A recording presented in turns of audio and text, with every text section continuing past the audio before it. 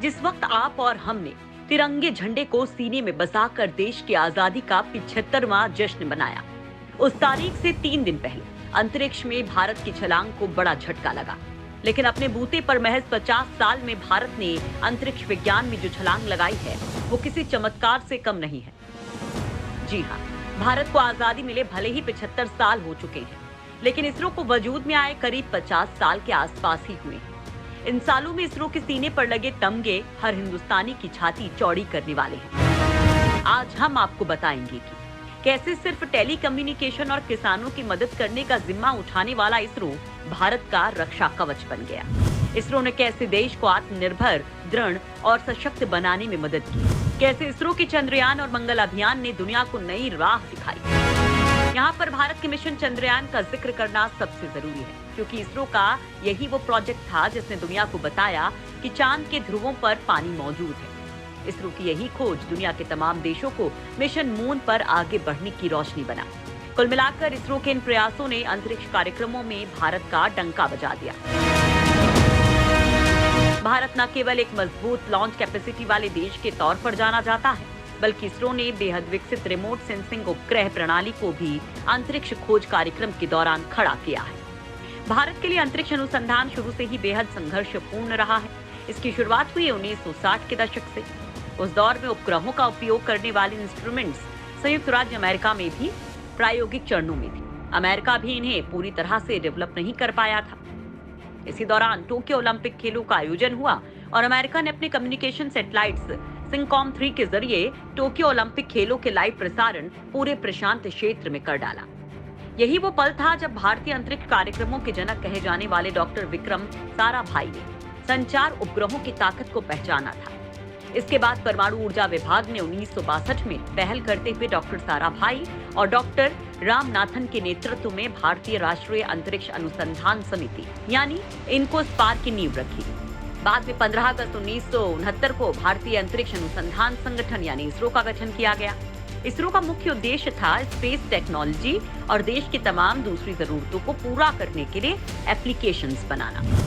ये इसरो दुनिया की 6 सबसे बड़ी अंतरिक्ष एजेंसियों में से एक है। 1972 में अंतरिक्ष विभाग यानी DOS और अंतरिक्ष आयोग बना और इसरो को 1 जून 1972 को DOS के तहत लाया गया। 1984 में वायुसेना के पायलट राकेश शर्मा सोवियत अंतरिक्ष यान में सवार होकर अंतरिक्ष में जाने वाले पहले भारतीय बने। अपनी स्थापना के बाद से भारतीय अंतरिक्ष कार्यक्रम को अच्छी तरह से व्यवस्थित किया गया है और इनमें 3 अलग-अलग चीजों पर खास जोर दिया गया। संचार और रिमोट सेंसिंग के लिए उपग्रह बना ताकि देश पर आने वाले किसी भी खतरे से निपटा जा सके, संचार क्रांति को बढ़ावा देना और अंतरिक्ष परिवहन प्रणाली और इससे जुड़ी तमाम चीजों के कार्यक्रम। ऐसे में जबकि भारत देश की स्वतंत्रता की 75वीं वर्षगांठ के अवसर पर 2022 में गगनयान के तौर पर अपना पहला मानवयुक्त अंतरिक्ष मिशन शुरू करना चाहता है। इस परियोजना का बजट लगभग $1.5 बिलियन है। $1.5 बिलियन लागत वाले गगनयान मिशन में 2 या 3 लोगों का दल अंतरिक्ष में भेजा जाएगा। ये दल पृथ्वी की निचली कक्षा में लगभग 7 दिन बिताएगा और वहीं पर रहकर तमाम तरह के एक्सपेरिमेंट्स करेगा। इसरो का कहना है कि मिशन गगनयान भारत के अपने अंतरिक्ष स्टेशन के निर्माण की दिशा में पहला कदम है। इसरो की कोशिश है कि वो भारत का अपना खुद का अंतरिक्ष स्टेशन 5 से 7 साल में पूरा कर ले। इसरो के सिर पर पहले ही प्रयास में मंगल ग्रह फतह करने वाले पहले एशियाई देश होने का भी सेहरा बंधता है। दुनिया में देश को अंतरिक्ष क्षेत्र की महाशक्ति प्रदर्शित करने वाला चीन भी ऐसा नहीं कर पाया था। भारत का ये मिशन इसलिए भी बेहद अहम है क्योंकि इस मिशन के लिए भारत ने केवल $74 मिलियन की लागत लगाई। आप जानकर दंग हो जाएंगे और इसरो के वैज्ञानिकों के लिए आपका सम्मान तब और बढ़ जाएगा जब आप ये जानेंगे कि भारत का ये Mars mission Hollywood film gravity बनाने के लिए खर्च किए गए बजट से भी कम में अंजाम दिया गया था। इसरो की देखरेख में भारत 2022 तक अपने पहले मानवयुक्त अंतरिक्ष मिशन के साथ मंगल पर एक और अंतरिक्ष जांच शुरू करने की योजना बना रहा है। अगले साल के अंत में सूर्य का अध्ययन करने के लिए एक परियोजना को भी मंजूरी मिल चुकी है। इसरो चीफ डॉक्टर के सिवन को उम्मीद है कि भारत साल 2023 तक शुक्र ग्रह तक भी पहुंच जाएगा। भारत इन महत्वाकांक्षी मिशन की योजना तेजी से बड़े लॉन्च रॉकेट्स की एक श्रृंखला के विकास के आधार पर बना रहा है, जो भारत के सबसे भरोसेमंद लॉन्च व्हीकल्स GSLV Mk3 के कंधों पर है।